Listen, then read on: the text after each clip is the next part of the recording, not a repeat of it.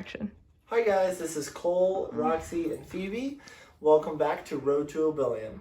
In this video we're going to be going over Rich Dad, Poor Dad by Robert Kiyosaki, one of the most influential financial books out there. And it's actually the first financial book that I read. And he's got 9 rules dispersed through 9 different chapters that we're going to go over. I'll give a quick synopsis of what the rule is, what he's trying to say, and how I perceive the rule, and if I've implemented it in my life, how it's affected me from the perspective as an average Joe. All right, let's get started. Rule number 1, the rich don't work for money. In this chapter, Robert Kiyosaki is saying that the rich don't trade their time for money. Instead, they take their money and they make investments. They send their money out. You can imagine them being little employees that go out and attract other employees and bring them back. For an average Joe like me, that looks like opening up a brokerage account with Robinhood, learning more about the stock market and trading, and the Duke Drip program, which Duke is a local energy company near me. And DRIP refers to the type of investment program that I'm enrolled in, which is known as the Dividend Reinvestment Program. And I'll be talking about more about that in a later video. I'll talk all about the different types of investments and specifically DRIP investment programs, which I love. But it's definitely a big change. Instead of spending your money all the time, taking my paycheck, living paycheck to paycheck, trading my time for money, instead I switch that and I take my money and I make investments, which long term will make you much more money. Now, this chapter is really the core of what this book is about. He goes over a cash flow statement, which is going to be your assets versus your liabilities. And now this is what is a real eye-opener. Over an asset is anything that's going to make you money. If you own land as a landlord, meaning you rent it out to someone else, you can own storage facilities, you can own stocks, anything like that, anything that brings in money. It may cost you money at the time, but long term it should be bringing you money. That's an asset. Liability is everything else. Anything that you spend money, car, that's a liability. In a house that you live in, that's, even though it's an asset, when you're going to a bank asking for a loan, from this, it's going to be taking money out of your bank account. You have to pay the mortgage, you have to pay the property tax, that is a liability. And I'm constantly looking for ways to invest my money into assets, especially when he goes a little bit deeper and points out that if you want to buy something such as a new car, invest in an asset, something that's going to pay you monthly, and then take that asset and that monthly profit that you're getting and get a car loan. And now your asset is covering the car loan for you. Maybe you're netting nothing, but after you pay off the car, you'll now have a new asset that's bringing a new income to you every single month, and you got the car that you wanted. Rule number 3, mind your own business. He describes this in his chapter by differentiating your business versus your profession. For me, my profession is flipping burgers and working at fast food. That's not my business. My business would be anything that's going to generate a passive income for me. You don't have to be the CEO of a large company and sell it off and make your money that way, but you can. Then there are other ways to do that, other ways to generate passive income, which is in the end game what we all want.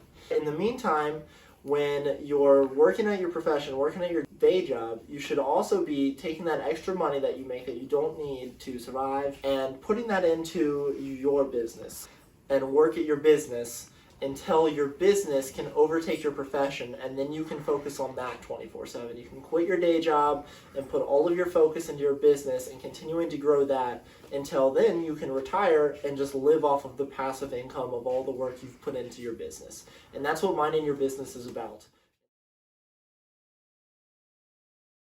This chapter is honestly pretty cool to me. And taxes in general in America were designed for business owners. And because of that, it lets you sort of weave through all of the taxes and you avoid a lot of the taxes.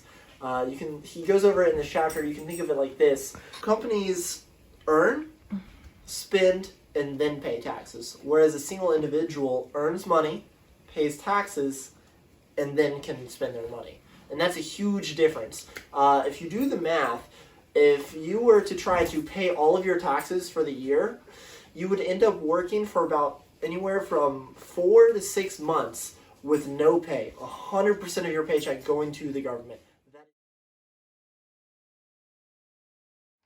Rule number 5, the rich invent money. One of the most excitable examples that he gives is he bought some real estate early on, and as the market grew, he was able to sell the real estate for an exorbitant amount of profit. He put around $5,000 into this property, and it wasn't even his own money. He got a buddy to give him $5,000. He paid him some interest on the loan, and then he ends up selling the property for over $45,000 in profit. He invented that money. He put $0 into this deal, turned $0 into $45K into his own account. You can take your money and grow it from absolutely nothing. And this is a character trait that the wealthy need to have. Rule number 6. Work to learn, don't work for money. He brings up a really great example of this lady he met who is a much better writer than him, yet Robert is the one that has a best-selling New York Times book, and she's unknown. Robert says the reason for this is because she doesn't know how to sell, she doesn't have any ad experience. Alright, you should know a little about a lot of things. Most people in America today think that if you specialize, you get paid more, and that's true within your profession, you get paid more. But when opportunities present themselves, you'll miss them or won't know what to do with them because you don't know anything about that sector or that field. So this just goes to show that you really should know a little about a lot of things. And for me, that's exactly what I'm doing by reading all these books and following all these people that have made millions of dollars doing different things in different fields. I want to learn about each field and learn how they did it and try to emulate them. So rule number 7 is overcoming obstacles. And this is definitely what I feel like stops most people. And he has 5 obstacles that's going to be fear, cynicism, laziness, bad habits, or arrogance. And I gotta say, I definitely agree with this, especially fear being number 1. I feel like most people just don't try for being afraid of rejection, most definitely, or even just being afraid that what happens if they fail? If they go all in and they lose all their money, that's definitely a hard pill to swallow. Even, for example, it might just be easier, more comfortable with the known. Just having a fear of the unknown, going out and doing this, and you have no idea how it's going to turn out. You might lose all your money, and it's just much easier to stay where you're at, stay in your profession, work hard, get a promotion, make a little bit more money, and just live your life. And that's fine for some people, but for other people, they want to retire early and eventually be able to live off of their assets. The other 4 obstacles I agree with, but I feel like fear is most definitely the largest one.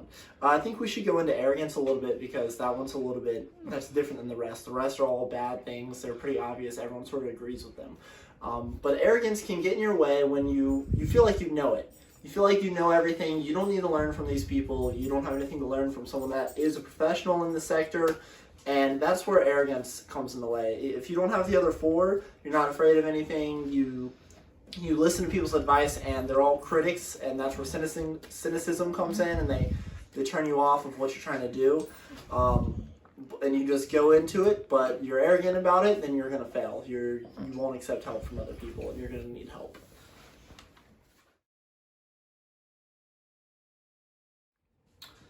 Rule number 8 and 9 aren't necessarily rules. They're actually more of a to-do list or things that you can do here and now. So we're going to combine the 2 and go over them. So in chapter 8, he titled it Getting Started. And this is going to be talking about finding your why. You hear that a lot, especially if you're looking at things like this. And it really is a big thing. You got to find your why. You got to find what motivates you.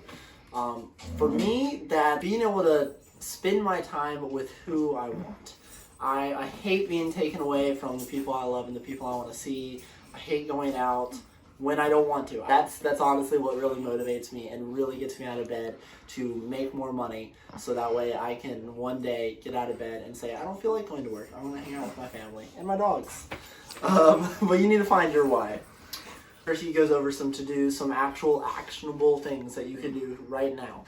The first one I think is sort of funny. He says, stop doing what you're doing. And I agree with that. Whatever you're doing is not working. That's what brought me here. I, just working at my job, flipping some burgers, not making the money that I want to make. So you got to change things up. Start reading some books. Start watching my YouTube channel more, of course. Follow the advice. Make investments. Spend your money wisely.